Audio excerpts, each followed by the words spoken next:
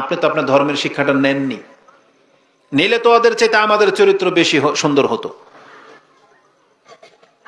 সালমান ফারিসি তিনি যখন ইসলাম গ্রহণ করেন, তিনি বহু ধর্মকে দেখেছেন। একবার পণ্ডিত ছিলেন তিনি, ইহুদি ধর্মের, খ্রিস্টান ধর্মের পণ্ডিত ছিলেন তিনি। কিন্তু তিনি যখন ইসলাম গ্রহণ করতে এই ইসলাম ধর্মের নবীর কাছে আসলাম এবং দেখি উনি কি বলে, এটা শোনার জন্য আসলাম। যদি ভালো লাগে ইসলাম গ্রহণ করে নিব, না হলে প্রত্যাখ্যান করব যদি মিথ্যক হয়ে থাকে। এটা ভেবে তিনি মদিনায় আসছেন, এসে দেখেন তাকে ঘিরে আছে বহু মানুষ।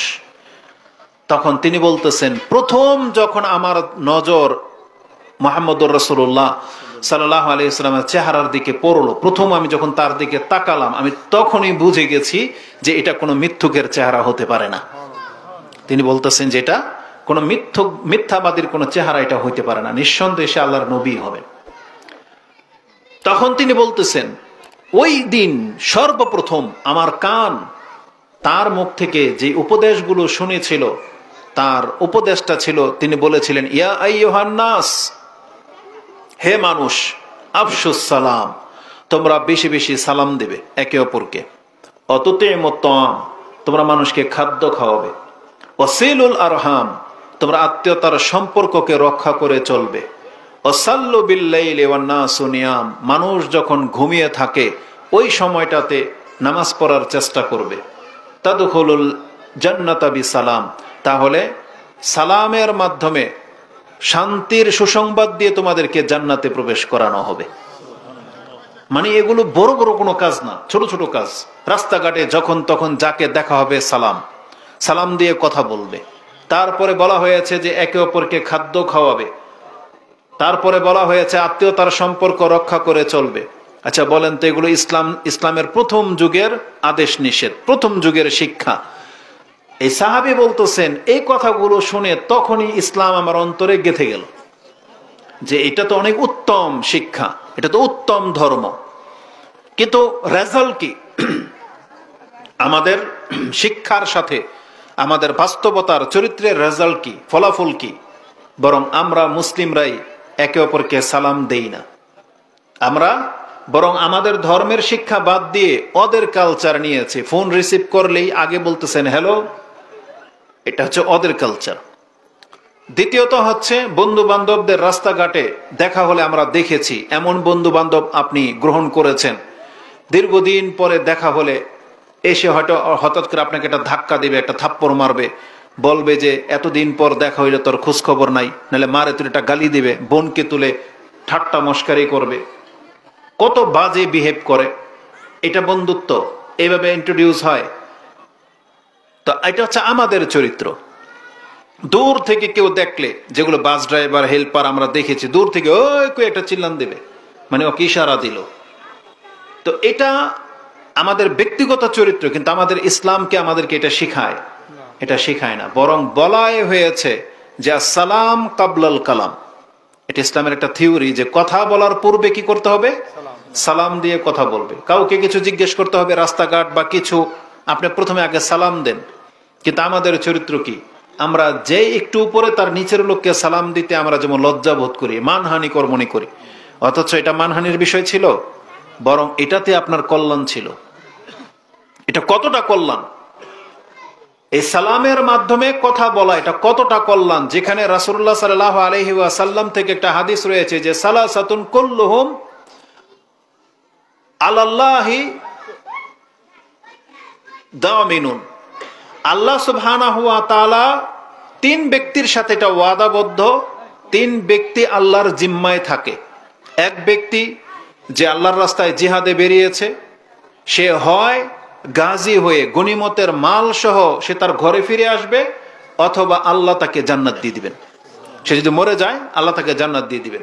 ওই ফিরে আসা আগ পর্যন্ত এটা আল্লাহর জিম্মা।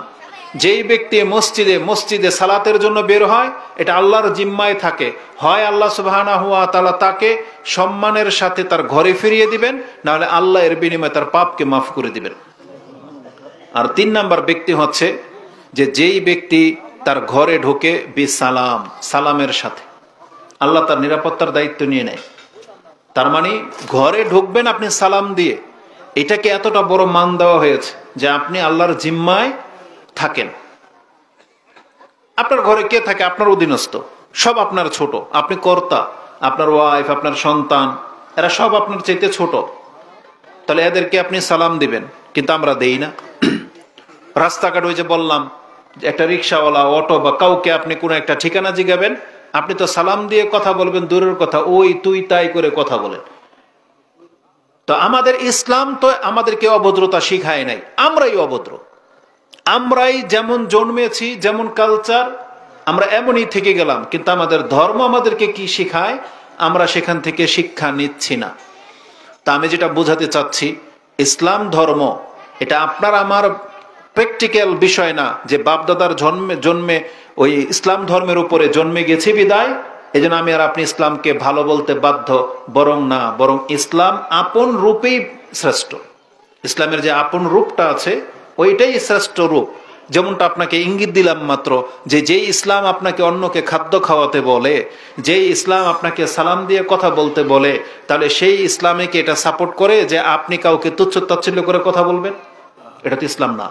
যে ইসলাম আপনাকে খাওয়াতে বলছে, তো এটা কি ইসলাম যে অন্যেরটা আপনি আরো জোর করে খেয়ে ফেলবেন? ইসলাম তো আপনাকে এটা শিখাইছে যে আপনি নিজে খাওয়াবেন। যারা এটা করে, এটা কত মান! কোরআন এবং হাদিসের মধ্যে অন্যকে খাওয়ানো এটাকে সবচেয়ে বেশি প্রাধান্য দেওয়া হয়েছে। আল্লাহ বরং কোরআনে বলেছেন যে এটা এমন মুমিনদের গুণ, ইউসিরুনা আলা আনফুসিহিম ওয়ালাউ কানু বিহিম খাসাসা।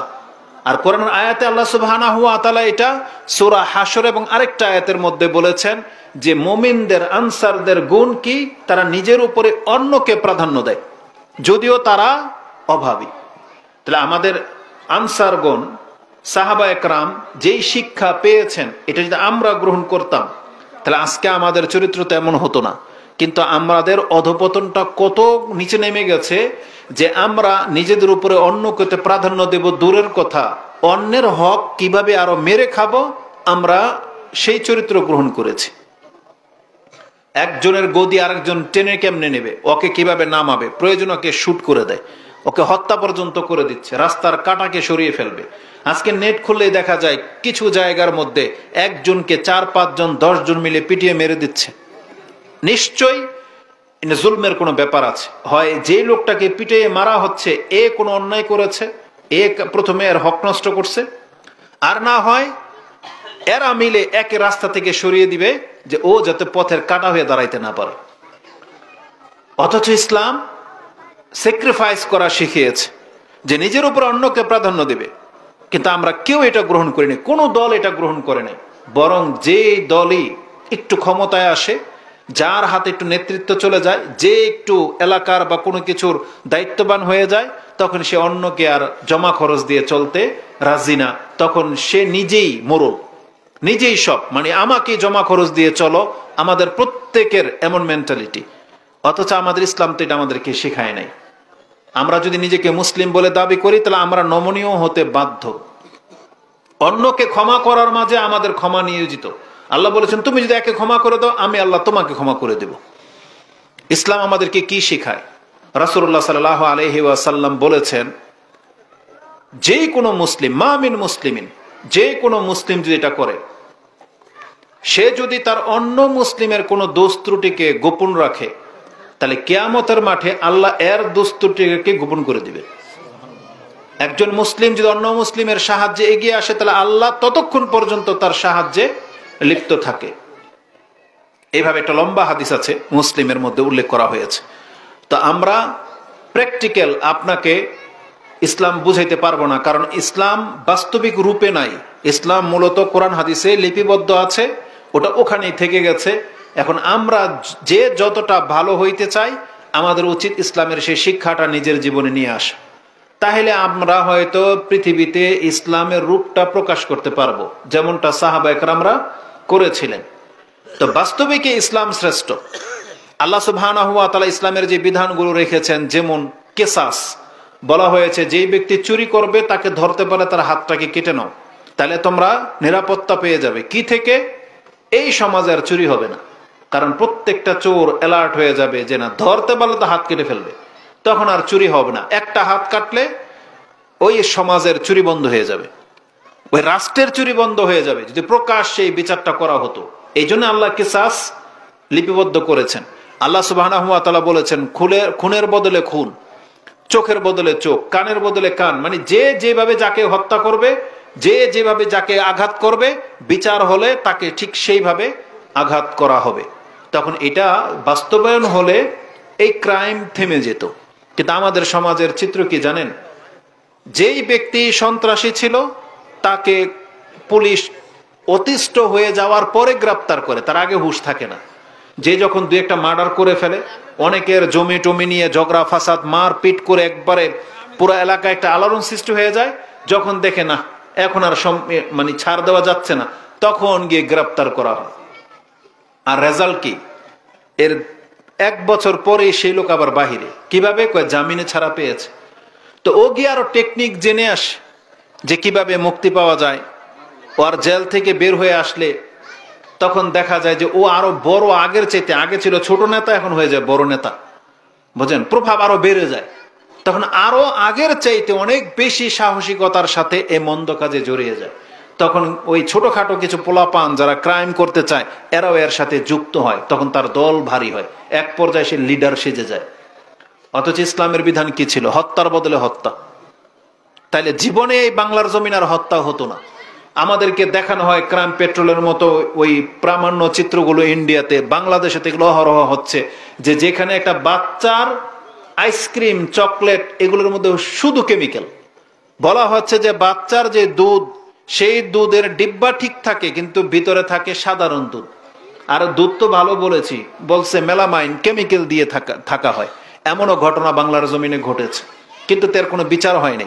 হয়তো ফ্যাক্টরিকে তালা মেরে দিয়েছে বা 15 লাখ টাকা জরিমানা করেছে। ও কামিয়েছে 50 লাখ, ওরা 15 লাখ টাকা জরিমানা করেছে, ঠিক আছে, ও তওবা টবা করে নিয়েছে। কদিন পরে আবার লেভেল চেঞ্জ করে আরেক রূপে ও মার্কেটে এসেছে। এইভাবেই চলতেছে।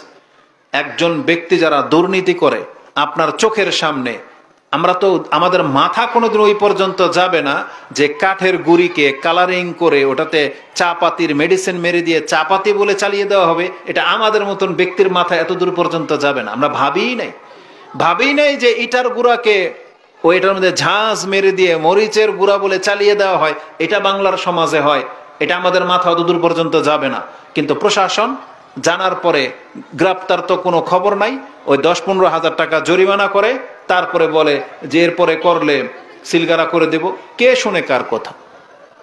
কিন্তু সৌদি আরবের হাজার খারাপের মধ্যে এখনো এটা ভালো আছে, যদি আপনার কোনো শেলফের মধ্যে এক্সপায়ার ডেটওয়ালা কোনো মাল পাওয়া যায়, তাহলে ওই কোম্পানিকে সিল করে দিবে একবার, ওই কোম্পানি ধরা খেয়ে যাবে। আপনি কি মনে করেন তারা ইসলাম পালন করে না? আপনার কথা আমি মেনে নিলাম যে আপনার নজরে তারা ইসলাম পালন করে না, কিন্তু তাদের একটা ভালো দিক আমি আপনাকে বলি। মিনাতে বা ট্রান্সপোর্টে চায়না থেকে ডিনার সেট এসেছে, 100 পিসের ডিনার সেট, লেখা আছে রয়্যাল অফ জাপান। কি লেখা আছে এখানে? মেড ইন অফ জাপান কিন্তু লেখা হয়নি, মেড ইন জাপান লেখা হয়নি, লেখছে রয়্যাল অফ জাপান। কিন্তু পোর্টে এ পুরো কন্টেনার আটকে দিয়েছে, বলছে মাল আসলো চায়না থেকে, তুই জাপান শব্দটা লিখলি কেন? তারপরে এই কোম্পানি থেকে বলা হয়েছে তোকে স্টিকারের টাকা দিতে হবে। কিসের? প্রত্যেকটা পিস, প্যাকেট না, প্রত্যেকটা পিসের মধ্যে আমরা মেড ইন চায়না এই স্টিকার মারবো, তারপরে তোর মাল এই পোর্ট থেকে বেরোবে। এর যত খরচ আছে, কন্টেনার নিতে চাইলে পুরো খরচ তোকে বহন করতে হবে, বাধ্য। কি মনে করেন? আর আমাদের দেশে হইলে পোর্টে আটকাবে, তল দিয়ে কিছু দিয়ে দিবেন, আপনার মাল আপনার গোডাউনে, বুঝেন? আর সেখানে কি মনে করেন, একটা কন্টেনারের মধ্যে যদি 700 কার্টন থাকে, প্রত্যেকটা কার্টনের মধ্যে 100 পিস, 12 পিস কাপ, 12 পিস ওই পিস প্লেট, প্রত্যেকটার মধ্যে পুরো প্যাকেটকে খোলা হবে, পুরো প্যাকেট থেকে বের করে স্টিকার মেরে আবার প্যাকিং করে যেমন মাল তেমন আপনার গোডাউনে পৌঁছে যাবে। এতটা দায়িত্বের সাথে পালন করা হয়, আজও পর্যন্ত করা হয়, এত দুর্নীতির মাঝেও। তাহলে এরাও তো মুসলিম, এরাও তো উন্নত হচ্ছে দিন দিন। নোংরামের মাঝে এরাদের মধ্যে এখনো ভালো কিছু আপনি পাবেন। এখন পর্যন্ত সেখানকার খাদ্য আপনি নির্দ্বিধায় খেতে পারেন, যে কোনো ড্রিঙ্কস আপনি খেতে পারেন, কারণ আপনার দায়িত্ব সরকার নিয়ে নিয়েছে যে আমাদের দেশের এই ড্রিঙ্কসের মধ্যে কোনো অ্যালকোহল ব্যবহার চলবে না, ধরতে পারলো আর কল্লা শেষ। তাহলে এখন পর্যন্ত আপনি একটা soft drinks, Pepsi, Coca Cola এগুলো খেতে পারেন সেখানে, কারণ সেখানে অ্যালকোহলের 0 মাত্রা পর্যন্ত এলাও নাই, আর এটার দায়িত্ব নিয়ে নিয়েছে সরকার। কিন্তু আমাদের দেশে যা খুশি তা হয়, অথচ আমরাও তো মুসলিম। তা আমরা যদি ওদের চাইতে বেটার ইমানদার মুসলিম হয়ে থাকি, তাহলে আমাদের এগুলো বাস্তবায়ন কবে হবে? কবে? এটা খুব রেয়ার যে আমি আপনাদের কাছে বলতেছি, এটা স্বপ্ন।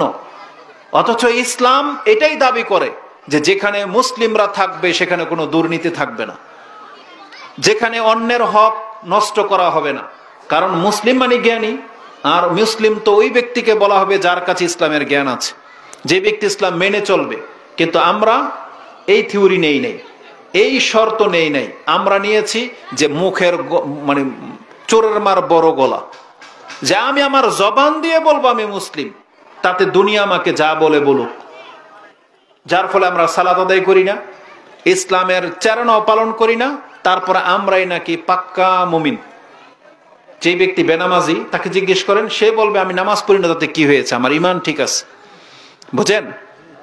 বেনামাজি ইমান ঠিক।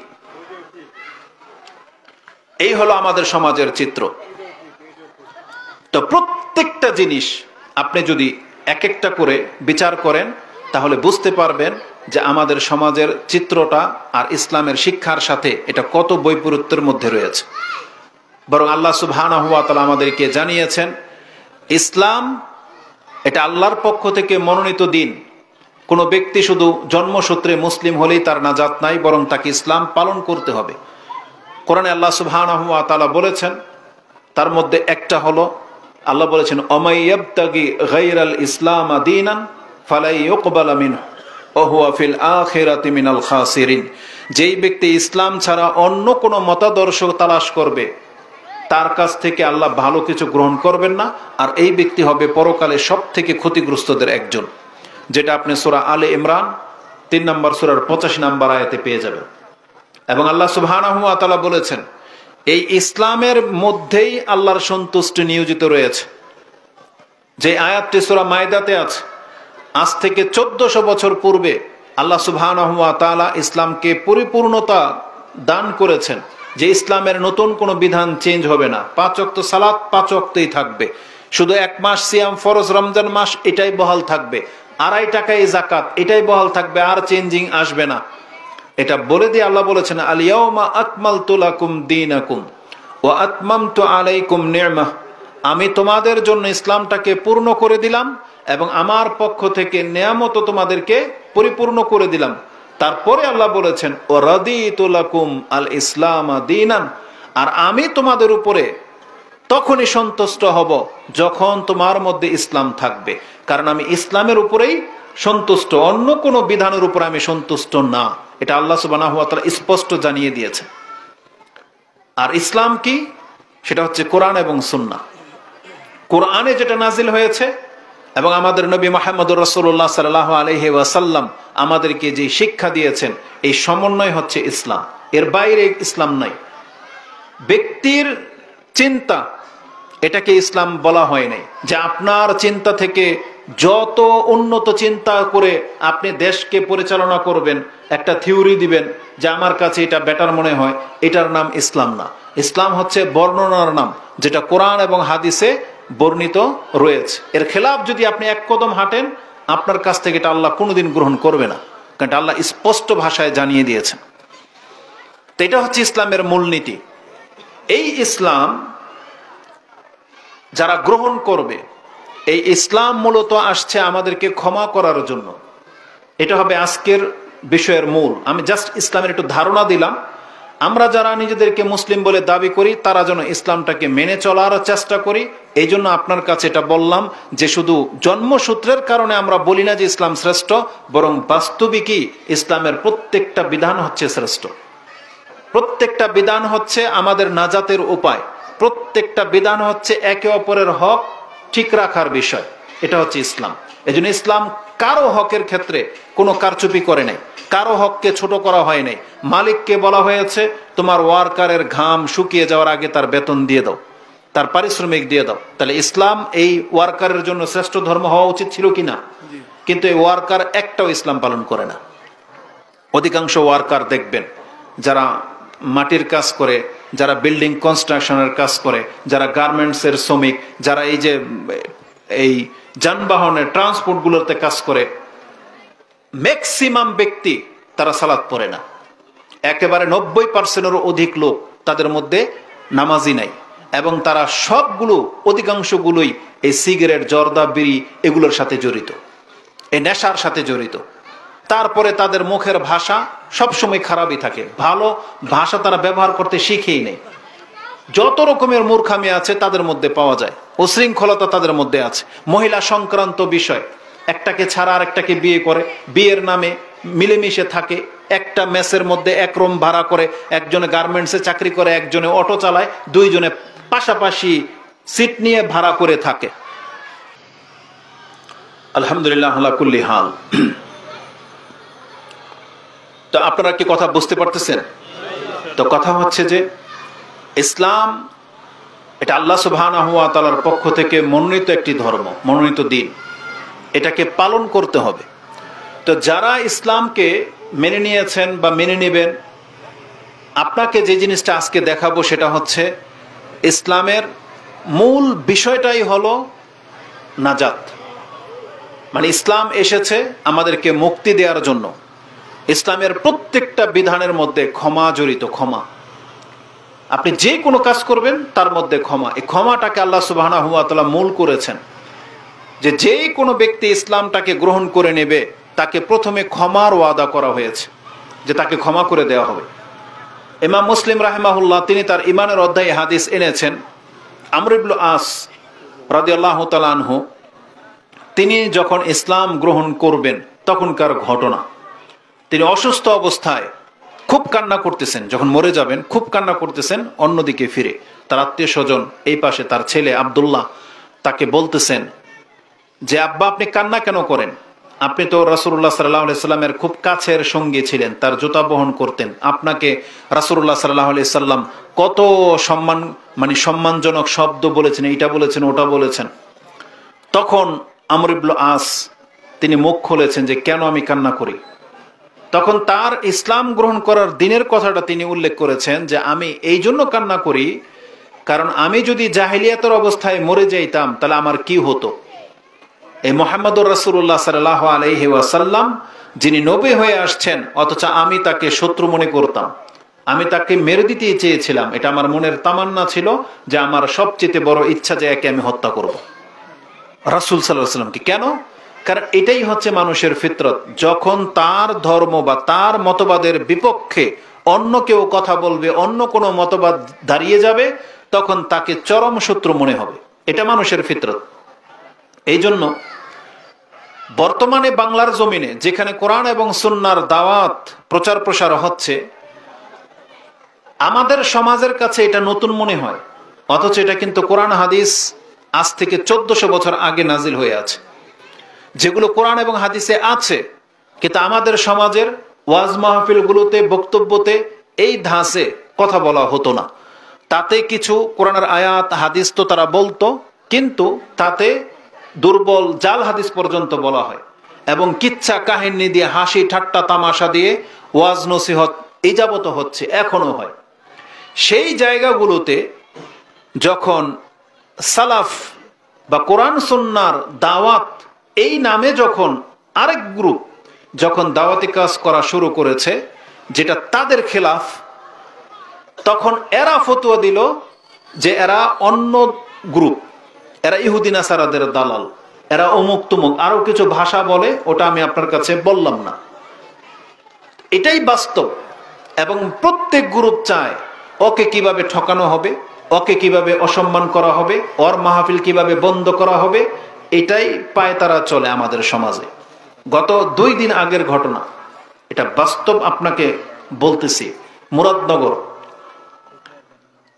সুন্নি জামাত বলে তাদের একটা দল আছে, তারা পোলাপানকে লেলিয়ে দিল।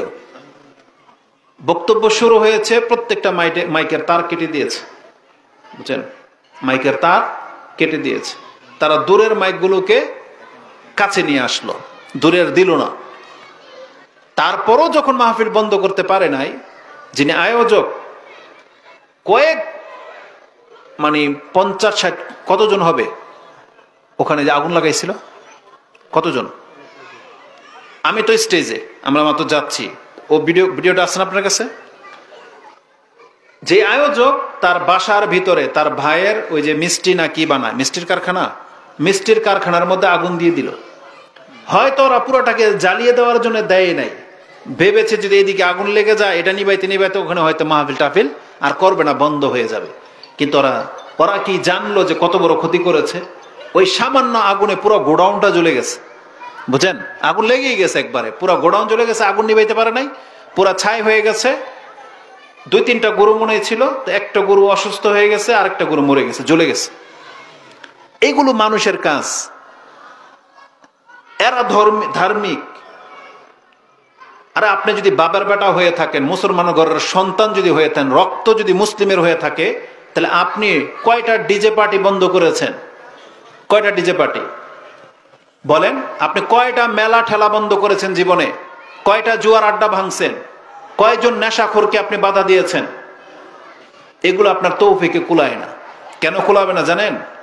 কারণ ডিজে পার্টি বন্ধ করতে যাইবেন, পোলাপান ধরে আপনাকে ছেঁচে দিবে একবারে, কারণ ওদের দল ভারী। আর আমরা তো গুটি কয়েকটা ব্যক্তি মাত্র। আজকের আয়োজন যারা করেছে বা যেখানে আমরা যাই, তারা বড় কোনো সংগঠনের লোক না, তারা ব্যক্তি পর্যায়ে করে থাকে।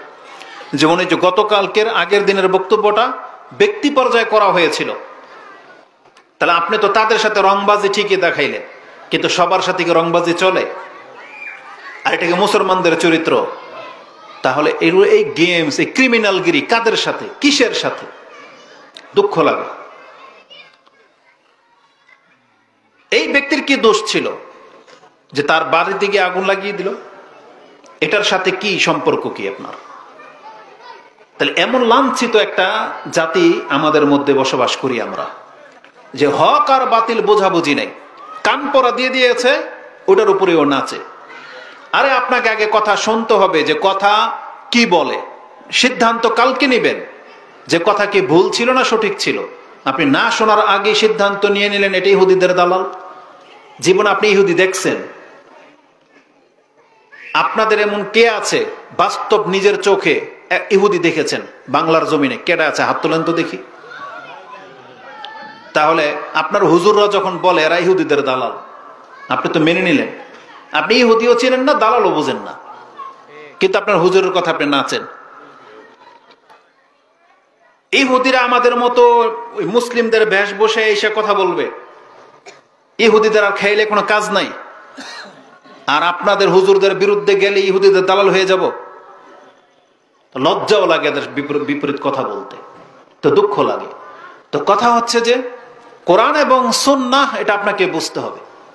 তো ইসলাম আমাদেরকে যে নীতি শিক্ষা দিয়েছেন, আমাদেরকে সেই নীতিতে ফিরে আসতে হবে।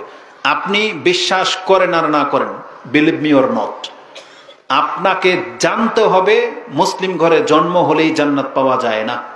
আপনাকে ইসলাম মানতে হবে, শিখতে হবে। আপনাকে শিখতে হবে, মানতে হবে, তাহলে আপনার নাজাত আছে। নাহলে জন্মের ভিত্তিতে আল্লাহ কাউকে জান্নাত দিবেন এই কথা কোরআনও নাই, হাদিসও নাই। এটা একটা আপনার ভ্রম মাত্র। কারণ যদি জন্মের ভিত্তিতে জান্নাত নির্ধারণ থাকতো, তাহলে আল্লাহ ইহুদি নাসারা হিন্দুদের ঘরে বিবাহ হইলে ওদেরকে সন্তান দেওয়া এটা অনুচিত ছিল। ওদের ঘরে ওরা সবাই লাওয়ারিস হইতো, ওদের কি বলে সন্তানহীন হওয়া দরকার ছিল, কারণ সন্তান হইলেই তো জাহান্নামে যাবে। সব সন্তান মুসলমানের ঘরে হওয়া উচিত ছিল, কিন্তু আল্লাহ সুবহানাহু ওয়া তাআলা তিনি এই নিয়মই বানান নাই যে মুসলিমের ঘরের জন্ম হলেই জান্নাতি আর হিন্দুর ঘরে জন্ম হলেই সে জাহান্নামী। এই নিয়মটাই নাই, বরং এটা আমরা বানিয়েছি। বরং ইসলামের নিয়ম হলো যেই ব্যক্তি আল্লাহর ইবাদত করবে সেই ব্যক্তি মুসলিম বলে গণ্য হবে। যেই ব্যক্তি আল্লাহর ইবাদত করবে না, সে মুসলিমের ঘরে জন্ম হতে পারে কিন্তু তার পরিচয়টা মুসলিম হবে না। এর বাস্তব উদাহরণ কি জানেন? আমরা ভালো মুসলিম না নূহ আলাইহিস সালাম ভালো মুসলিম ছিলেন? নূহ আলাইহিস সালাম কি শুধু মুসলিম ছিলেন? তিনি আল্লাহর রাসূল। প্রথম রাসূল, পৃথিবীর প্রথম রাসূল নূহ আলাইহিস সালাম। আর তার ছেলে তাহলে কি হবে?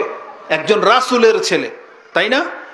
সে যখন ডুবে যাচ্ছে তখন নূহ আলাইহিস সালাম আল্লাহর কাছে দোয়া করে বলতেছে, ওয়াইজ ক্বালা নূহ রাব্বাহু রাব্বি ইন্না বিনি মিন আহলি, আল্লাহ এই যে আমার সন্তান ডুবে যাচ্ছে, ওয়া ইন্না ওয়াদাকাল হক ওয়া আনতা আহকামুল হাকিমিন, আল্লাহ আমার সন্তান ডুবে যাচ্ছে আর তোমার ওয়াদা সত্য আর তুমি উত্তম বিচারক। কেন বলছেন এটা যে তোমার ওয়াদা সত্য আর তুমি উত্তম বিচারক? কারণ আল্লাহ বলেছিলেন যে আমি নবীদেরকে লাঞ্ছিত করব না, মানে আমি মুসলিম এবং মুসলিমদেরকে আমি লাঞ্ছিত করবো, মানে মুসলিম পরিবার সব। তাহলে আল্লাহ তোমার ওয়াদাও তো সত্য, তো আমার ছেলে যে ডুবে যাচ্ছে, তবে আমি জানি না, তবে তুমি তো উত্তম বিচারক, ফয়সালাকারী, কি ফয়সালা হতে পারে এটা? তখন আল্লাহ সুবহানাহু ওয়া তাআলা নূহ আলাইহিস সালামকে বলতেছেন, ইয়া নূহ ইন্নাহু লাইসা মিন আহলিক ইন্নাহু আমালুন গায়রু সালিহ, হে নূহ এটা তোমার সন্তান হইতেই পারে না, কারণ সে তো অসৎ কাজে লিপ্ত। বুঝেন, কোরআনে আল্লাহ সুবহানাহু ওয়া তাআলা এটা উল্লেখ করেছেন। কোরআনে আপনি কোথায় পাবেন? সম্ভবত সূরা ইউনূসের 49, 50, 48, 49, 50 এই আয়াতগুলোতে পাবেন। 40-এর পরে গেলেই পাবেন যে আল্লাহ সুবহানাহু ওয়া তাআলা বলেছেন, ইয়া নূহ ইন্নাহু লাইসা মিন আহলিক, এই ব্যক্তি তোমার পরিবারের কেউ না, অথচ তার জন্মের সন্তান। অথচ আল্লাহ বলতেছেন এটা তোমার পরিবারের কেউ না, আমি তো তোমাকে অজ্ঞদের মধ্যে পাচ্ছি, তুমি যদি ক্ষান্ত না হও তাইলে আমি তোমাকে অজ্ঞদের মধ্যে শামিল করে দেব। তো নূহ আলাইহিস সালাম আল্লাহর কাছে আবার ক্ষমা চাইলেন যে আল্লাহ এটা আমার ভুল হয়েছে। তার মানে নিজের ঘরের সন্তান হলেই যে তাকে আপনি মুসলিম বলে চালিয়ে দিবেন, এটা আল্লাহ সুবহানাহু ওয়া তাআলার নীতির খেলাফ। কারণ আল্লাহ সুবহানাহু ওয়া তাআলার কাছে আমল এবং ঈমানের সম্পর্ক আছে, যার ফলে মুহাম্মদুর রাসূলুল্লাহ সাল্লাল্লাহু আলাইহি ওয়াসাল্লাম তার মেয়ে ফাতেমাকে কথা বলেছিলেন, ইয়া ফাতিমাতু বিনতে মুহাম্মদ সালিনি মিন মালি মা শিত, আমার সম্পত্তি থেকে দুনিয়াতে যদি তোমার কিছু চাওয়ার থাকে এখন চেয়ে নাও, আমি মুহাম্মদ দুনিয়াতে তোমাকে কিছু দিতে পারবো। লা উগনি আনকি মিনাল্লাহি শাইআ, তবে কিয়ামতের মাঠে আমি আল্লাহর দরবারে তোমাকে কিন্তু কোনো উপকার করতে পারবো না। ধরো তুমি ফেসে গেলে, তোমার কর্মের কারণে আল্লাহ তোমাকে আটকে দিল, তুমি বলতে পারবে না যে আমার পিতা তো শ্রেষ্ঠ নবী আল্লাহ, আমি তো মুহাম্মদ সাল্লাল্লাহু আলাইহি ওয়াসাল্লামের মেয়ে। রাসূল বলেছেন আমি সেই ক্ষেত্রে তোমার কোনো উপকারে আসবো না। কেন তিনি এটা বলেছেন? তার মানে রাসূলুল্লাহ সাল্লাল্লাহু আলাইহি ওয়াসাল্লাম বুঝাতে চেয়েছেন, না, কর্ম দিয়ে আপনাকে জান্নাত পেতে হবে, আপনার কর্ম দিয়ে, ঈমান এবং কর্ম লাগবে আপনাকে জান্নাত পেতে হলে। এজন্য আমাদেরকে এই গোলক ধাঁধা থেকে বের হয়ে আসতে হবে। আজকে আমরা মুসলিম ঘরের সন্তান হওয়া সত্ত্বেও আমাদের বেশভূষা, চলাফেরা সব ইহুদি নাসারাদের মতো, সব ওদের মতো পোশাক পরা, ওদের মতো বিয়ে শাদীতে অনুষ্ঠান করা। আজকের ঘটনা, খুতবা দিয়ে যখন আসছিলাম বনশ্রী হয়ে আসছিলাম, এই বনশ্রীতে আমাদের এক দিনী ভাইয়ের সাথে মিট করার জন্য আমাদের গাড়ি পার্কিং করা অবস্থায় ছিল, পাশেই ছিল আপনার কি বলে বিয়ে শাদী যেটাতে হয়, কমিউনিটি সেন্টার।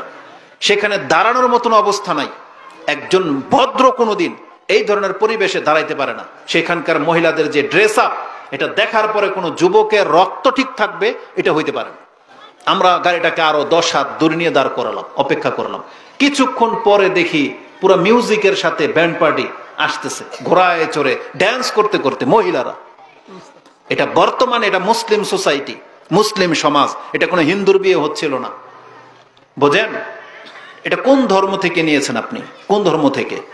এরপরে আপনি মুসলিম। আমাদের সমাজে বিয়ে শাদী হলে আমরা দেখি বরকনকে রিসিভ করার জন্য আগে থেকে পাটা বিছিয়ে রাখা হয় ডিজাইন করে। তারপরে বরকন আসলে বাড়ির মহিলারা তারা ওই ধান দুবলা দিয়ে বরণ করে নেয়। আমরা ওই যে চাল ঝাড়, এটাকে কোলা বলি, আপনারা কি বলেন? কোলা। ওটার মধ্যে ধান নেয়, দুব্বা ঘাস নেয়, আম পাতা নেয়, সরিষার তেল নেয়, পুতাও নেয়। আচ্ছা বলেন তো এগুলোর সাথে মুসলিমদের বিয়ের কি সম্পর্ক? আমার মনে হয় কোনো হিন্দুও যদি দেখে ও হাসবে খুব, আর এটা তো আমাদের ধর্মেও নাই। বুঝেন না, আমরাও তো এত কিছু করি না। অথচ আপনি বলতেছেন আমি মুসলিম। একই কালার কাপড় পরে মোটরসাইকেলে বসিয়ে আপনার গার্লফ্রেন্ডকে, খালতো বোন, মামাতো বোনকে নিয়ে আপনি ছুটলেন তেলাই। আর কার বিয়া? আব্দুল্লাহর বিয়া, বুঝেন, আল্লাহর বান্দার বিয়া। আস্তাগফিরুল্লাহ। প্রত্যেক শুক্রবার আসলে যুবকরা যেটা করেন, মোটরসাইকেল নিয়ে আপনার গার্লফ্রেন্ডকে নিয়ে ফুচকা খাওয়াইতে যেতেই হবে। আপনি এটাকে পাপ মনে তো করেন না, মনে করেন এটা রোমান্স, তাই না? ইংলিশ শব্দ, এটা বললে আর কি হয়, একটু ফিলিংস আসে। রোমান্স। বেহায়ামি বললে তো একটু গায়ে লাগে, তাই না? ফাহেসা বললে, কোরআনের ভাষা বললে নোংরামি, ফাহেসা, এটা একটু গায়ে লাগে। কিন্তু যদি বলেন যে রোমান্স, তাইলে মনে হয় একটু এনজয় চলে আসে। কিন্তু মুসলিমদের তো এগুলো চরিত্র হওয়া উচিত ছিল না। এই সামান্য রোমান্স আপনাকে মারাত্মক ক্ষতির দিকে নিয়ে যাবে। মারাত্মক ক্ষতি। কি ক্ষতি? প্রথম তো আপনি ইসলামের বিধানটাকে ছুঁড়ে ফেলে দিয়েছেন। আপনি নিজেকে ওই বস্তুবাদীদের মতো পেশ করে দিলেন, বস্তুবাদী মানে দুনিয়াবি লোকদের মতো। আপনার কি তখন একটু খেয়াল আসে যে এটা বড় পাপ, এটা আমি খেয়ানত করতেছি? এইভাবে কি বিয়ের স্বাদ আপনার থাকবে? এই মেয়েকে বিয়ে করলে কি আপনি আদৌ তৃপ্তি পাবেন? তৃপ্তি পাবেন না। কারণ আমরা এই সমাজেরই লোক, আমরাও কিন্তু আপনাদের মতো করে বড় হয়েছি, আমাদেরও একই পরিবেশ। এখন হয়তো ধর্ম বুঝি বিদায় বেশভূষা চেঞ্জিং চলে আসছে, এখন আমরা ইসলামিক রূপ ধারণ করেছি। কিন্তু আমরা তো এই সমাজেরই পোলাপান। আমরা তো দেখি সমাজে কি হয়, স্কুল কলেজের পোলাপান যদি ওর পছন্দ মতো মেয়েটাকেও বিয়ে করে না, ম্যাক্সিমাম 10 বছর, এই 10 বছর পর এর কাছে এর সামান্যতম ভ্যালু থাকবে না, সামান্যতম না। এই মেয়ে ওকে সম্মান করবে না, এই ছেলেও এই মেয়েকে সম্মান করবে না, কখনো হবেই না। কারণ যেটা শুরু হয়েছে, গোড়াটাই হচ্ছে হারাম দিয়ে, নাজায়েজ দিয়ে। আজকে একটা কথার প্রেক্ষিতে একটা লাইভ করেছে আমাদের এক দিনী ভাই, একটা প্রেক্ষিতে এই যে অধিকাংশ মেয়েরা জেনা করে, কোন ছেলের সাথে একই বিছানায় শুয়ে যায়, মানে এক কথায় খারাপ কাজ করে। তারা ওই যে SEX একটা ইংলিশ শব্দ যে কি বলে, তো এটা করে। আশ্চর্য লাগে মেয়েটা কি জন্য এটা করে। তখন বলা হলো যে মূলত তাকে প্রলোভন দেখানো হয়েছে, বা তার কাছে এটা আত্মবিশ্বাসের সাথে চাওয়া হয়েছে। ও তো ভেবেছে ও তো আমাকে বিয়ে করবেই, তা আমরা তো নিজেরাই বিয়ে করব, তা বিয়ে হইতে সময় লাগবে, তার আগে থেকে আমাদের প্রয়োজনটা পুরো হইতে থাকুক, আমরাই তো বিয়ে করবো এক অপরকে। তবে জেনে নেন, আপনারা যদি বাস্তবিকই একে অপরকে বিয়ে করেন, কিন্তু বিয়ের আগের যতটা স্পর্শ আপনি করেছেন, প্রত্যেকটা আপনার আমলনামার মধ্যে ওই জেনার খাতাতে লেখা থাকবে। এমন না যে আপনি ওকে বিয়ে করে ফেলেছেন বিদায় এটা হালাল হয়ে গেল। দুধের মধ্যে প্রস্রাব ফালান, এখন এটা জাল দিতে থাকেন তো দেখি, যে এটা বাষ্প করে আমি উড়িয়ে দিব, পারবেন? হ্যাঁ, এটাকে শুকায় ফেলতে পারবেন, সানা করে ফেলতে পারবেন, কিন্তু আপনি বলতে পারবেন যে ওই বাষ্পের সাথে আপনার প্রস্রাব বেরিয়ে গেছে? এটা কোনোদিন হয় না। যতক্ষণ পর্যন্ত আপনি তওবা না করবেন, যতক্ষণ পর্যন্ত আপনাকে একে বিয়ে করলেও আপনাকে তওবা করতে হবে। আপনার অন্তর থেকে এটা ঘৃণা থাকতে হবে যে এটা পাপ, এটা আমি অন্যায় করেছি, আল্লাহর কাছে আপনাকে ক্ষমা চাইতে হবে। তাহলে আপনি নাজাত পেতে পারেন, নয়তো না। না হলে আপনার চরিত্র যেমন তেমনই থাকবে। আপনি ভাববেন না যে ওকে, যার সাথে আমি জেনা করেছি, ওকে বিয়ে করে নিলে আমি হালাল হয়ে গেলাম। না, বিষয়টা এত সহজ না। ওই জেনার শাস্তি আপনি ঠিকই পাবেন, তারপরের বাকিগুলো হ্যাঁ আপনার বিয়ের আওতায় চলে আসবে, কিন্তু বিয়ের আগে আপনি যা করেছেন এগুলো পাপই থেকে যাবে। এই জন্য আমাদের মুসলিম ভাইদেরকে আমরা বলবো, আপনারা তওবা করেন, এই লাগামহীন জীবনটাকে টেনে ধরেন। আপনি এইভাবে নিজেকে লাগামহীন ছেড়ে দিতে পারেন না। কারণ আল্লাহ সুবহানাহু ওয়া তাআলা আমাদেরকে উপদেশ দিয়েছেন, প্রত্যেক সপ্তাহে খুতবা হচ্ছে যাতে করে আপনারা শোনেন এবং বোঝেন। লাগামকে টেনে ধরতে হবে। এভাবে উশৃঙ্খল জীবনযাপন, এটা ইসলাম আমাদেরকে শিখায় না। ইসলাম একটা হুদুদ আছে, বর্ডার আছে। আল্লাহ সুবহানাহু ওয়া তাআলা একটা হুদুদ, একটা বর্ডার আছে। রাসূলুল্লাহ সাল্লাল্লাহু আলাইহি ওয়াসাল্লাম সে বর্ডার ক্রস করা তো দূরের কথা, সে বর্ডারে পা দিতে নিষেধ করেছেন। একটা লম্বা হাদিস আছে এই মর্মে, রাসূলুল্লাহ সাল্লাল্লাহু আলাইহি ওয়াসাল্লাম থেকে নওমান বিন বাশিরের হাদিস বলে প্রসিদ্ধ, যেটা ইমাম বুখারী রাহিমাহুল্লাহ তিনি তারা 52 নম্বরে আপনি পেয়ে যাবেন, ঈমানের অধ্যায় 52 নম্বরে। এবং মুসলিমে হাদিসটি মাসাকাত, পানি সেচের অধ্যায়ে রয়েছে। রাসূলুল্লাহ সাল্লাল্লাহু আলাইহি ওয়াসাল্লাম বলেছেন, আল হালালু বাইয়িনুন ওয়াল হারামু বাইয়িনুন ওয়া বাইনাহুমা উমুরুন মুশতাবিহাত লা ইয়ালামুহা কাসীরুম মিনান নাস। ফামানিত্তাকা শুবহাত ইস্তাবরা লিদীনিহি ওয়া ইরদি ওয়া মান ওয়াকা ফি শুবহাত ওয়াকা ফিল হারাম কা হাউলিল হিমা আলা ইন্না হিমাল্লাহি মাহারিমুহা ইলা আখিরিল হাদিস। রাসূলুল্লাহ সাল্লাল্লাহু আলাইহি ওয়াসাল্লাম বলেছেন, এই যে যেখানে সন্দিহান, যেখানে তুমি জানো না এটা হালাল না হারাম, এটা হচ্ছে সন্দিহান বিষয়। রাসূল বলেছেন এমন যতগুলো বিষয় আছে তুমি সেই হারাম বিষয় থেকে বেঁচে থাকবে। ইত্তাকি শুবহাত, তুমি এই সংশয় থেকে বেঁচে যাও। কেন? ফামানিত্তাকা শুবহাত, যেই ব্যক্তি সন্দিহান বিষয় থেকে নিজেকে বাঁচিয়ে নিল, ইস্তাবরা লিদীনিহি ওয়া ইরদি, সে তার ধর্ম এবং মান সম্মানকে বাঁচিয়ে নিল।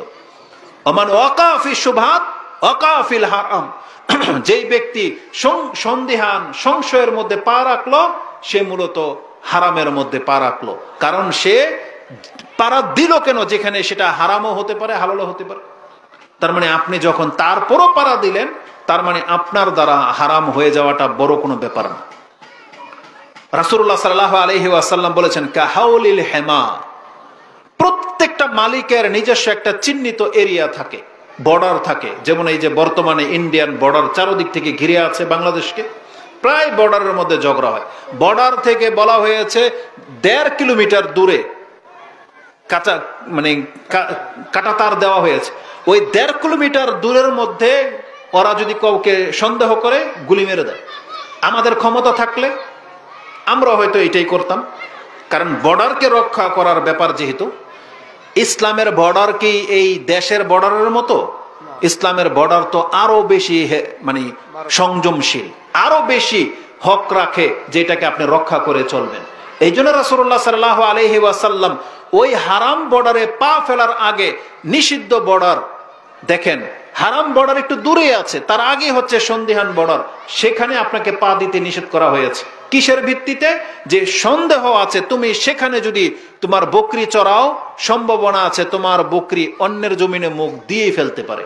এই জন্য তুমি খুঁড়াটাকে একটু টেনে বাঁধো, যাতে করে তোমার সীমানার মধ্যেই বকরির মুখ থাকে। তুমি যদি খুঁড়াটাকে একটু লুজ করে দিয়ে, কিছু ইতর শ্রেণীর মানুষকে আমরা দেখেছি খুব চালাক, তারা নিজেকে খুব চালাক মনে করে, একটা লম্বা রশি লাগায়, খুঁড়া দিয়ে আসছে, এখান দিয়ে আরেক বেটার ধান খেয়ে সাফ, যখন ঝগড়া লাগে তখন বলছে এটা আমার দোষ, আমি তো খুঁড়া দিয়ে আসছি।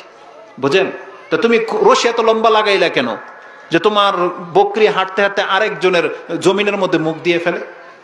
এজন্য আপনাকে রশি ছোট করতে হবে, আমাদের লাইফটাকে টেনে ধরতে হবে। রাসূল বলেছেন ওই কাহাউলিল হেমা আলা ইন্না হেমাল্লাহি মাহারিমুহা, তোমরা জেনে নাও আল্লাহরও একটা সীমানা আছে, হেমা বা বর্ডার আছে, হুদুদ আছে। সেটা কি? হারাম গুলো। ওই হারাম বর্ডারে পাড়া দেওয়ার আগে তুমি সন্দিহান বিষয়ে তোমাকে থামিয়ে নাও। এটা রাসূলুল্লাহ সাল্লাল্লাহু আলাইহি ওয়াসাল্লাম আমাদেরকে শিক্ষা দিয়েছে। কিন্তু আমরা ওই সব বর্ডার ক্রস করে ইসলামের বাইরে দিয়ে এখন হাঁটতেছি, এটা মোটেও কাম্য নয়। কারণ ইসলাম আমাদেরকে কিছু জিনিস হালাল করেছেন, কিছু জিনিসকে হারাম করেছেন। কেন হারাম করেছেন? এটা আছে কাদের জন্য? আপনাদেরকে প্রশ্ন করি, আমরা মুসলিমরাই আজকে ডিসকাস করবো, এখানে তো অন্য কোনো ধর্মের লোক নাই। ইসলামে যেটাকে হারাম করা হয়েছে কেন? কারা মানবে এটা? আল্লাহ কি বলছে যে মদ হারাম, তার মানে এটা শুধু ওই কাফেররা খাবে, কাফেরদের জন্য হারাম, মুসলিমরা যদি খায় কোনো দোষ নাই? এটা আল্লাহ বলছে?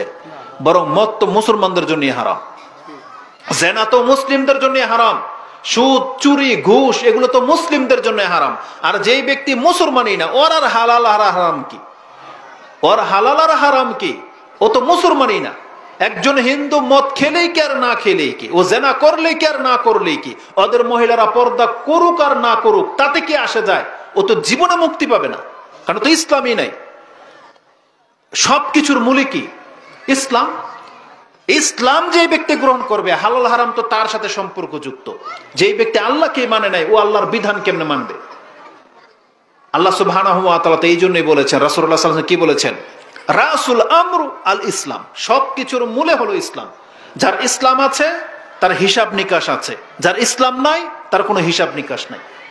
ওকে লাগামহীন আল্লাহ সুবহানাহু ওয়া তাআলা ছেড়ে দিয়েছেন যে তোর জন্য দুনিয়া, খাও দাও ফুর্তি করো, তোমার জন্য দুনিয়া। কিন্তু মুসলিমদের জন্য তো এটা না, বরং রাসূলুল্লাহ সাল্লাল্লাহু আলাইহি সাল্লাম বলেছেন যে আদ দুনিয়া সিজনুল মুমিন, এই দুনিয়াটা হচ্ছে মুমিনদের জন্য জেলখানা, ও জান্নাতুল কাফির। আমরা যখন হাদিস পড়তাম শুনতাম অতটা বুঝে আসতো না যে কিসের ভিত্তিতে। আমরা তো মনে করি জেলখানায় শুধু মারধর আর জান্নাত মানে আরাম আয়েশ। যদি এইভাবে কেউ ব্যাখ্যা বুঝেন তাহলে অর্থ আপনি বুঝতে পারবেন না। কারণ জেলখানায় কি সবাইকে পিটায়? সবাইকে পিটায় না। আর সব কাফেরই কি দুনিয়ার মধ্যে জান্নাতের মতো করে আছে? অনেক কাফের আছে যে খেতেও পায় না, মুচি, ওই যে মেতরগিরি করে। নাই হিন্দু এরকম? কোন মুসলিম আলহামদুলিল্লাহ হয়তো মেতরগিরি করে না? করে? যত অভাবী হোক করে এই কাজ? আমার মনে হয় না। তো কাফের হওয়া সত্ত্বেও আল্লাহ বলেছেন, যে রাসূল বলেছেন, আর দুনিয়া জান্নাতুল কাফের, কাফেরদের জন্য জান্নাত। তাহলে এই হিন্দু খ্রিস্টান কত আছে যে অভাবী, শুকুর চড়ায়, শুকুর পালে, এরকম খ্রিস্টানও আছে। তাহলে ওর জন্য কোথায় জান্নাত? ও তো লাঞ্ছিত জীবনে আছে। কিন্তু এই হাদিসের ব্যাখ্যা কি এরকম? না, আসলে মূলত এরকম না। এখানে জান্নাত আর জেলখানা বলে আল্লাহ সুবহানাহু ওয়া তাআলা দুইটা চিন্তাকে বুঝিয়েছেন। জান্নাত মানে হচ্ছে ফ্রিডম লাইফ, তার মানে সেখানে কোনো না নাই, না মানে মামনু কোনো শব্দ নাই। আপনাকে নিষেধ করা হবে এমন কোনো কিছু জান্নাতে নাই। মানে আপনাকে লাগাম খুলে দেওয়া হবে। যেমন ধরেন একটা ঘোড়াকে, একটা গরুকে লাগামহীন হয়ে যদি তাকে জমিনে ছেড়ে দেওয়া হয়, এখন ওর মর্জি, ও যা খুশি করুক, মালিক ওকে ছেড়ে দিয়েছে। জান্নাতটা হলো তাই। আমাদেরকে সেখানে ওই যে আল্লাহর যে বর্ডারের মধ্যে আমরা আছি, আমাদের যে লাগাম পরিয়ে দেওয়া হয়েছে, এই লাগাম অবস্থায় যদি আমরা মরতে পারি, জান্নাতে ঢোকার সময় আল্লাহ আমাদের কাছ থেকে সে লাগামকে খুলে নেবেন। তখন আপনাকে সেখানে দাড়ি রাখা বাধ্যতামূলক কিছু হবে না। কারণ জান্নাতীদের কোনো পুরুষের গায়ে কোনো পশমই থাকবে না, কোনো চুলই থাকবে না। যেটাতে আপনি অপছন্দ করেন, জানি না সেই লাইফটা কেমন হবে, কিন্তু সেখানে কোনো চুল থাকবে না বলা হয়েছে। এত সুন্দর করে আল্লাহ সুবহানাহু ওয়া তাআলা এক একটা জান্নাতের চেহারা করে দিবেন। আপনি কি মনে করেন? যেমন মহিলাদের গালে কোনো দাড়ি হয়, পশম হয়, কিছু কিছু ব্যতিক্রম মহিলাদের মোষ গজায়, এটা আমরা দেখেছি। কিন্তু নেচার কি? নেচার পুরুষ দাড়িওয়ালা হয়, মহিলারা দাড়িবিহীন হয়, তাদের পশম নাই। ঠিক আল্লাহ সুবহানাহু ওয়া তাআলা জান্নাতে প্রত্যেকটা মানুষকে, পুরুষকে আল্লাহ পশমহীন করে দিবেন, কোনো পশম গজাবে না। চামড়া থাকবে একেবারে নিড এন্ড ক্লিন বলা হয়েছে, চমকাবে পূর্ণিমার চাঁদের মতো। প্রত্যেক জান্নাতের প্রথম দল 70,000 মানুষ, প্রথম দল, তারা জান্নাতে এক কদমে ঢুকবে। আল্লাহ সুবহানাহু ওয়া তাআলা কাউকে সম্মান দিতে গেলে কিভাবে দেয় দেখেন। 70,000 মানুষকে যদি বলা হয় তোমরা প্রথম জান্নাতি, আর যদি 1, 2, 3 করে ঢুকানো হয় সিরিয়াল ভাবে, তাহলে ওই যে যার নাম্বার 70,000-এ পড়বে, সেও কিন্তু প্রথম চান্সেরই জান্নাতি, কিন্তু তার সিরিয়াল পড়তেছে 70,000 মানুষের পর। কিন্তু আল্লাহ সুবহানাহু ওয়া তাআলা তাকে পর্যন্ত সম্মান দিয়েছেন। এই জন্য জান্নাতের দরজাকে এত বড় বানানো হয়েছে, এত বড় বানানো হয়েছে যে এই 70 জন ব্যক্তি একসাথে এক কদম দিবে, প্রত্যেক লোক জান্নাতে ঢুকতে পারবে। সবাই কাঁধের, এক কাঁধের উপর আরেকজনের কাঁধ, এইভাবে কাঁধ দিয়ে কাতার বন্দী হয়ে, যেভাবে নামাজ দাঁড়াই এইভাবে তারা নামাজের মতো করে কাতার বন্দী হয়ে সবাই প্রথম কদমে জান্নাতে ঢুকবে। আর তাদের চেহারা বলা হয়েছে পূর্ণিমার চাঁদের মতো উজ্জ্বল হবে। তাদের প্রত্যেকের চেহারা একবারে পূর্ণিমার চাঁদের মতো হবে। সেই জান্নাতে আল্লাহ সুবহানাহু ওয়া তাআলা দুইটা কথা বলেছেন, লা মাকতুআতিন ওয়ালা মামনুআ। আল্লাহ বলেছেন জান্নাতের নেয়ামত সম্পর্কে, জীবন সম্পর্কে তুমি শুধু দুইটা কথা শুনে রাখো, লা মাকতুআতিন ওয়ালা মামনুআ। জান্নাতে তোমার কাছ থেকে কোনো নেয়ামত বিচ্ছিন্ন হবে না, তার মানে কোনোদিন হারিয়ে যাবে না। যেমন আজকে যৌবনের তাড়নাই তো এই মানুষগুলো পাপ করে। যুবক বয়সে চামড়ার একটা গ্লেজ থাকে, যুবক বয়সে ওই যৌনতার একটা চাহিদা থাকে, ক্ষমতা থাকে, যুবক বয়সে রক্তের একটা গরম থাকে, যার ফলে মানুষ মারামারিতে লিপ্ত হয়, কারো কথা সহ্য হয় না, কিছু হলেই ঝগড়া লেগে যেতে চায়। যৌবনের তাড়নার কারণে মহিলা থেকে সে বাঁচতে পারতেছে না, আর গ্লেজ থাকার কারণে মহিলারাও তাদের ফিতনায় পড়ে যাচ্ছে। এটা সবটাই হলো চামড়ার খেলা। তো এই দুনিয়াতে এটা দেওয়া হয়েছে, কিন্তু আপনি কি দেখতে পাচ্ছেন যেই লোকটা 60 বছর হয়ে গেছে, তার চামড়া কি আর ওই 18 বছর মেয়ের মতো চামড়া? কিন্তু উনিও কিন্তু একটা সময় খুব সুন্দর ছিল, সুন্দরী ছিল, কিন্তু সে তার রূপ হারিয়েছে। দুনিয়াতে যে নিয়ামত সে পেয়েছিল এটা হারিয়েছে। কিন্তু আল্লাহ কি বলেছেন, লা মাকতুআতিন, জান্নাতে এটা হবে না। তোমাকে যে রূপ দেওয়া হবে এটা স্থায়ী, যে বয়স দেওয়া হবে স্থায়ী। ধরে নেন আমাদেরকে বলা হয়েছে 33, 32 কি 33 বছরের ব্যক্তি হিসাবে জান্নাতে আমাদেরকে ওই বয়সের করে জান্নাতে প্রবেশ করানো হবে। 32 কি 33, এবং প্রত্যেক ব্যক্তিকে পূর্ণ যৌবন দেওয়া হবে, পূর্ণ যৌনতার ক্ষমতাও দেওয়া হবে, এবং বলা হয়েছে এটা তার কাছ থেকে জীবনে কোনোদিন এটার শেষ হবে না, কোনোদিন শেষ হবে না, শুধু বাড়বে, কমবে না। লা মাকতুমাতিন। এখন যার গায়ে শক্তি আছে, যৌবন আছে, বাংলার জমিনে সে একটা বিয়ে করতে পারবে, দ্বিতীয় বিয়ে করতে গেলে তার উপরে কেলেঙ্কারি লেগে যাবে, বোঝেন না? আপনি ভণ্ডামি করেন, তাতে মহিলাদের কোনো আপত্তি নাই, বিয়ে করলে সমস্যা। অথচ ইসলামে যেখানে আপনাকে ক্ষমতাবান থাকলে, ইনসাফ করতে পারলে আপনাকে 4টা পর্যন্ত আল্লাহ সুবহানাহু ওয়া তাআলা বিয়ে করার অনুমতি দিয়েছেন। কেন? এটা কি মহিলাদেরকে ঠকানোর জন্য? না, বরং আপনার চরিত্রকে ঠিক করার জন্য। আপনি 4টা নিয়ে থাকেন, কিন্তু আপনি তো 10টা মেয়ের জীবনকে নষ্ট করেছেন। ওর চেয়ে বেটার ছিল না যে আপনি 4 জন নিয়ে থাকেন? কিন্তু আপনি 4 জনকে নিয়ে না থেকে আপনি, আমাদের বাংলার জমিনে তো এমনও কলেজ আছে যে 100টা মেয়ের সাথে ও জেনা করে কেক কেটে উৎসব পালন করেছে। ঘটে নাই? তাহলে আল্লাহ সুবহানাহু ওয়া তাআলার বিধানটাই ও মেনে নিত, যদি ও যদি 4টা বিয়ে করত, কি মনে করে? তাহলে ও যারা চরিত্র হেফাজতের জন্য 4টা বিয়ে করে সেটা আপনার জন্য আপত্তিকর, আর যারা 10টা 20টা 50টা মেয়ের সাথে রাত কাটায় তারা, আল্লাহ সুবহানাহু ওয়া তাআলার কাছে সবচেয়ে মূল্য ছিল নাজাত। এজন্য আল্লাহ ভালো করেই জানে যে পুরুষের মধ্যে এই চাহিদা থাকবে, ওর বুড়া বয়সে ও দাঁড়াইতে পারে না, তারপরও মহিলার দিকে তাকাইলে ওর সমস্যা হবে, এটা আল্লাহ ভালো করেই জানে। এজন্য আল্লাহ বলছে তুমি নেতা, তুমি পয়সাওয়ালা, তাহলে নায়িকাদের সাথে খারাপ কাজ না করে বিয়ে করে নাও। আমাদের নেতারা যদি ইসলাম পালন করতো তাহলে ওদের লুচ্চামি করার চাইতে তো এই বিয়ে করাটা শ্রেষ্ঠ ছিল না? কিন্তু ওরা বউয়ের কাছে হিরো সাজতে গিয়ে, পোলাপানের কাছে একবারে একজন মানে পারফেক্ট বাবা, আমার বাবা হচ্ছে পারফেক্ট, কিন্তু এর বাবা ওই ড্যান্স পার্টি করে, যা খুশি তা করে। যখন কেলেঙ্কারি ধরা পড়ে তখন এগুলো প্রকাশ পায়। আল্লাহ গোপন সময় চাইবেন যে আল্লাহ তুমি আমার পাপগুলোকে গোপন করে দাও। এটা অনেক বড় একটা ব্যাপার। আর আপনি নিজেও যদি গোপন রাখেন, তারপরে যদি এখন তওবার রাস্তায় ফিরে আসেন, আপনার জন্য মর্যাদা কি জানেন? যেই পাপ কেউ করে ফেলেছেন, হয়ে গেছে, আপনি প্রকাশ করেন নাই, আপনি জেনে নেন কিয়ামতের মাঠে আল্লাহ আপনাকে বলবে যে তোমার এই পাপটা আমি আল্লাহ গোপন করে রেখেছিলাম, আজকে তোমাকে আমি ক্ষমা করে দিলাম। এটা আল্লাহ সুবহানাহু ওয়া তাআলা করবে। কিন্তু যেই ব্যক্তি প্রকাশ করে দেয়, এই ব্যক্তিকে জাহিরুন ইয়া রাসূলুল্লাহ, প্রকাশকারী কারা? তখন রাসূলুল্লাহ সাল্লাল্লাহু আলাইহি ওয়াসাল্লাম বলেছেন, রাতের অন্ধকারে কোনো একজন ব্যক্তি এটা করেছে, হয়তো কোনো পাপ করেছে, চুরি করেছে, কোনো একটা অশ্লীল কাজে লিপ্ত ছিল, আল্লাহ সেটাকে গোপন রেখেছিল, কিন্তু দিনের বেলায় এই ব্যক্তি উমুককে উমুককে পাবেই পাবে। অথচ ভদ্রতা কি ছিল? একটা পাপ ঘটে গেছে, তুমি এটা গোপনই রাখো।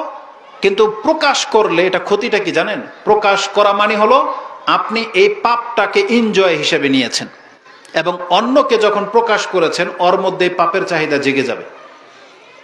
এটাকে আপনি প্রকাশ করে ওকে উৎসাহিত করেছেন, বরং এটাকে আপনি মজার থ্রুতে নিয়েছেন, এটাকে আপনি পাপ মনে করেন না, এই জন্য আপনি শাস্তি পাবেন। কিন্তু পাপ ভুল যে কোনো ব্যক্তির দ্বারা হতে পারে, সেটা যদি হয়ে যায় গোপনীতে রেখে দিবেন, আল্লাহর কাছে তওবা করে নেন, আল্লাহ আপনাকে ক্ষমা করবে। তাহলে এই হাদিসটা যেটা আল্লাহর রাসূল সাল্লাল্লাহু আলাইহি সাল্লাম বলেছেন যে পাপ করে যে ব্যক্তি প্রকাশ করে তাকে আল্লাহ কখনোই ছাড়বে না, আর যারা প্রকাশ্যে পাপ করে তাদের কি হবে একবার ভাবেন তো। একজন ব্যক্তি তার গার্লফ্রেন্ডকে রাতে নির্জনে কিস করেছে, কেউ জানে না, ও প্রকাশ করে নাই, সম্ভাবনা আছে আল্লাহকে ক্ষমা করবে যেহেতু লজ্জিত।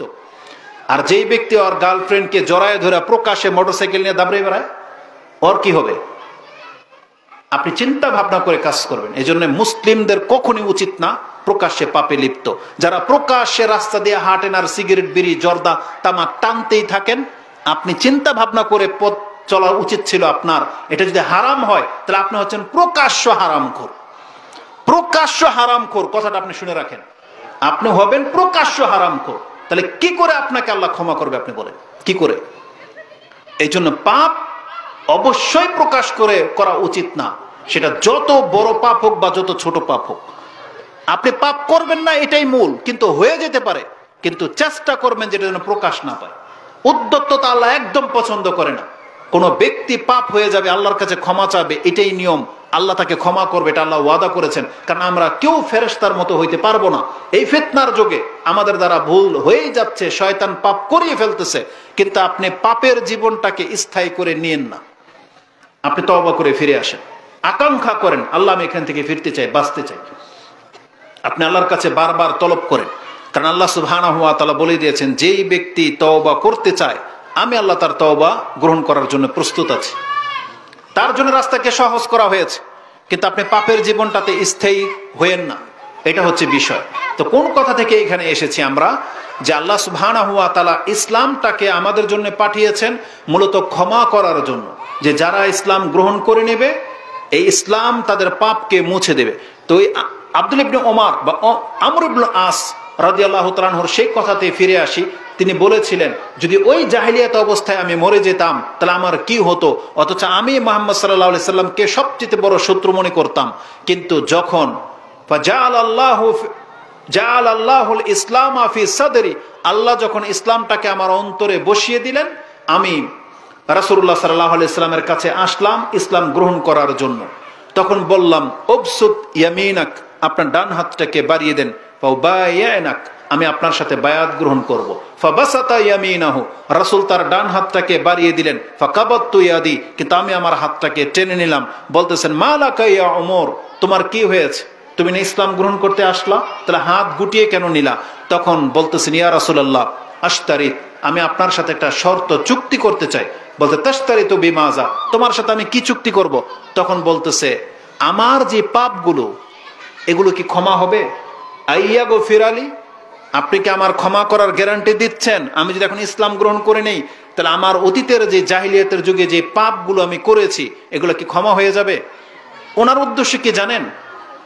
যে আমি তো ওনাকে শত্রু ভাবতাম, আমি তো মুহাম্মদ সাল্লাল্লাহু আলাইহি ওয়াসাল্লামকে হত্যা করার মতো প্ল্যান আমার ছিল। আর আমি যদি ইসলাম গ্রহণ করিনি, তারপরও যদি এই কারণে আল্লাহ আমাকে ধরে, তাহলে আমার তো উপায় নেই, তাহলে আমার ইসলাম গ্রহণ করেই কি লাভ হবে? তখন বলছে আইয়া গফির আলী, আমি যদি এখন ইসলাম গ্রহণ করি তাহলে আমার পাপ কি মাফ হয়ে যাবে? রাসূলুল্লাহ সাল্লাল্লাহু আলাইহি ওয়াসাল্লাম তার হাতটাকে ধরলেন, বললেন আমা তুমি কি এটা জানো না আন্নাল ইসলামা ইয়াহদিমু মা কানা ক্বাবলা, ইসলাম এমন একটা ধর্ম যে কোনো ব্যক্তি যখন ইসলাম গ্রহণ করে নেবে ইসলাম তার অতীতের সমস্ত পাপকে খেয়ে ফেলবে। ইয়াহদিম, একবার দাফন করে দিবে, নিশ্চিহ্ন করে দিবে, তার আমল নামায় কোনো পাপ থাকবে না। একজন ব্যক্তি যখন ইসলাম গ্রহণ করে নেয়, মায়ের পেট থেকে জন্ম হলে যেমন নিষ্পাপ হয়ে জন্মে, এই ইসলাম তাকে এইভাবে নিষ্পাপ করে দেয়। জানেন, এই জন্য যেই ব্যক্তি মরার সময় অন্তত লা ইলাহা ইল্লাল্লাহ বলে মরতে পারবে, এই কালেমা যে ব্যক্তি স্বীকৃতি দিবে, সে ইহুদি খ্রিস্টান নাসারা যে কোনো ধর্মেরই হোক না কেন, ওর যদি 60-70 বছরও পার হয়ে গিয়ে থাকে, কিন্তু ও যদি মুখে কথা বলতে সম্ভব হয়ে যায়, ও যদি সম্ভব মানে ক্ষমতা পেয়ে যায় যে হ্যাঁ আল্লাহ ছাড়া সত্য কোনো মাবুদ নাই, এটা আমি স্বীকার করতেছি, এই কথা বলে নিলে ওর সমস্ত পাপ মাফ। এটা হচ্ছে ইসলাম। তাহলে ইসলাম এসেছে মূলত মানুষকে ক্ষমা করার জন্য, কিন্তু আমাদেরকে সেই ইসলামটাকে ধরতে হবে। ইসলামের প্রত্যেকটা বিধানের মধ্যে আল্লাহ সুবহানাহু ওয়া তাআলা এভাবে নাজাত রেখেছেন। ওই হাদিসের মধ্যেই যেটা আমি এখন আপনার কাছে বলতেছি, এটা ইমাম মুসলিম ইমানের অধ্যায় কোট করেছেন। রাসূল বলেছেন ওয়ান্নাল হিজরাতা ইয়াহদিমু মা কানা ক্বাবলা ওয়ান্নাল হাজ্জা তাহদিমু মা কানা ক্বাবলা। যেভাবে ইসলাম মানুষের অতীতের সমস্ত পাপকে খেয়ে ফেলে, তেমনি যেই ব্যক্তি ইসলাম গ্রহণ করার কারণে তার ঘর বাড়ি সবকিছু ছেড়ে যদি তাকে ইসলাম পালন করার জন্য সবকিছু ছেড়ে দিতে হয়, হিজরত করে যদি আসে, তাহলে হিজরত করে নিলে তার অতীতের সমস্ত পাপ মাফ হয়ে যাবে। এবং রাসূল বলেছেন হজ যদি কবুল হয়ে যায়, যেই ব্যক্তি হজ করে ফিরে আসবে সেও হজের ময়দান থেকে তার বাসায় এমন ভাবে ফিরে আসবে কা ওয়ালাদাতহু উম্মুহু, যেমন তার মা তাকে আজকে জন্ম দিল। এটা হচ্ছে হজের মান, মর্যাদা। তাহলে ইসলামের আমলের মধ্যে আমাদের জন্য নাজাত রাখা হয়েছে। আপনি কি জানেন আপনি প্রত্যেকটা মুসলিম ব্যক্তি কতটা সম্মানিত? রাসূলুল্লাহ সাল্লাল্লাহু আলাইহি ওয়াসাল্লাম একটা খেজুরের বাগানের পাশে আসছেন, উম্মে মাবাদ তার নাম ছিল, হায়াতিন, তার দেয়ালের পাশে আসলেন এবং তিনি খেজুরের গাছ দেখতে পেলেন এবং বললেন ইয়া উম্মে মাবাদ মান গারাসা হাযান নাখলা, এই খেজুর গাছগুলো কে লাগিয়েছে? আম মুসলিমুন আম কাফের, এই গাছগুলো কি কোনো মুসলিমের হাতে লাগানো নাকি কোনো কাফের লাগিয়েছে? বলছে বাল মুসলিমুন ইয়া রাসূলুল্লাহ, এই গাছগুলো মুসলিম লাগিয়েছে। তখন রাসূল সাল্লাল্লাহু আলাইহি ওয়াসাল্লাম বলেছেন, মা মিন মুসলিমিন ইয়াগরিসু গারসান আও ইয়াজরিউ জারআন ফায়াকুলু মিনহু ইনসানুন ওয়ালা দাব্বাতুন ওয়ালা তায়রুন ওয়ালা ইয়াসরিকু মিনহু ইল্লা কাতাবাল্লাহু লাহু হাসানাতান ইলা ইয়াউমিল কিয়ামা। কিয়ামত পর্যন্ত এই ব্যক্তির আমলনামার মধ্যে সাদাকার নেকি লিখতে থাকা হবে যদি গাছ কোনো মুসলিমে লাগায়। কেন রাসূল সাল্লাল্লাহু আলাইহি সাল্লাম মুসলিম এবং কাফেরের মধ্যে পার্থক্য করে বললেন? যে কেউ লাগাইলেই তো হইতো, সব মানুষের তো এই অধিকার ছিল যে গাছ লাগালো উপকৃত হলো সে নেকি পাবে। কিন্তু আল্লাহ সুবহানাহু ওয়া তাআলা সবকিছুর মূলে রেখেছেন ইসলামকে। যেই ব্যক্তি ইসলাম গ্রহণ করবে সেই মুসলিমের মানমর্যাদা এমন, এই ব্যক্তি গাছ লাগালেও তার ফায়দা, এই ব্যক্তি যদি উস্টা খায়, হোঁচট খায়, তার গায়ে যদি একটা কাঁটা লেগে যায়, হাত্তা শাওকা ইউশাকুহা আও ফামা ফাওকাহা, বলছে কাটার চাইতেও হালকা যদি কোনো আঘাত কোনো মুসলিমের গায়ে লেগে যায়, এর বিনিময়ে আল্লাহ তার একটা মর্যাদা উঁচু করেন এবং একটা পাপকে মিটিয়ে দেন। কিন্তু মূলে হচ্ছে ইসলাম। ইসলাম থাকতে হবে। ইসলাম থাকলে আপনার পুরো জীবনটাই হচ্ছে কল্যাণকর। আপনি সুখে থাকলে কল্যাণকর, দুঃখে থাকলেও কল্যাণকর। এই সম্পর্কে রাসূলুল্লাহ সাল্লাল্লাহু আলাইহি সাল্লাম থেকে স্পষ্ট হাদিস আছে। রাসূল বলেছেন, আজাবান লি আমরিল মুমিন ইন্না আমরুহু কুল্লুহু লাহু খায়র ওয়া লাইসা যাকা লি আহাদিন ইল্লা লিল মুমিন। মুমিনের জীবনটাই আশ্চর্যজনক, আর মুমিনের জীবনের মতো অন্য কোনো ব্যক্তির জীবন না। ইযা আসাবাতহুম সাররা ফাশাকারা ফাকানা খায়রাল্লাহ ওয়া ইযা আসাবাতহু দাররা ফাসাবারা ফাকানা খায়রাল্লাহ। কোন মুসলিম যদি স্বাচ্ছন্দ্যে থাকে, সুখ স্বাচ্ছন্দ্যে থাকে, আর ও যদি শুকরিয়া আদায় করে আলহামদুলিল্লাহ বলে, ফাকানা খায়রাল্লাহ, এটা তার জন্য কল্যাণকর। আল্লাহ তার জন্য কল্যাণকর করে দিবেন। কি কল্যাণকর? কোরআনের একটা আয়াতে আল্লাহ সুবহানাহু ওয়া তাআলা সূরা ইব্রাহিম 14 নম্বর সূরার 7 নম্বর আয়াতে এটা আপনি পেয়ে যাবেন। আল্লাহ বলেছেন, ওয়া ইজ তাআযানা রাব্বুকুম লা ইন শাকারতুম লা আযীদান্নাকুম ওয়া লা ইন কাফারতুম ইন্না আযাবি লাশাদীদ। তোমাদের রব তোমাদেরকে এলান করে ডেকে বলতেছেন, যদি তোমরা আল্লাহর শুকরিয়া আদায় করো, এটা আল্লাহর ওয়াদা যে তোমাদের জন্য তোমাদের নিয়ামতকে আরো বাড়িয়ে দেওয়া হবে। একজন মুসলিম যদি কোটিপতি হয় আর সে যদি বলে আলহামদুলিল্লাহ, আল্লাহ তাকে ডাবল সমৃদ্ধ দান করবেন, আল্লাহ তাকে আরো বেশি নিয়ামত দান করবেন। একজন মুসলিম যত সম্পত্তির মালিক হোক হালাল ভাবে, এটাই তার কল্যাণ যদি সে আলহামদুলিল্লাহ বলে। একজন মুসলিম যদি অভাবে থাকে, বিপদগ্রস্ত হয়, সে যদি আল্লাহ সুবহানাহু ওয়া তাআলার উপরে ধৈর্য ধারণ করে থাকে, সে যদি তাতেও সন্তুষ্ট থাকে যে আলহামদুলিল্লাহ কুল্লি হাল, তাহলে এটাই তার জন্য কল্যাণকর। কারণ যেই ব্যক্তি ধৈর্য ধারণ করে থাকে, আল্লাহ সুবহানাহু ওয়া তাআলা বলেছেন আমি তার সাথে আছি। কোরআনে আল্লাহ সুবহানাহু ওয়া তাআলা সূরা বাকারার মধ্যে এই কথাটা বলেছেন, 153 নম্বর আয়াতে আপনি পেয়ে যাবেন। আল্লাহ বলেছেন, ইয়া আইয়ুহাল্লাযীনা আমানু ইসতাঈনু বিস-সাবরি ওয়াস-সালাহ ইন্নাল্লাহা মা'আস-সাবিরিন।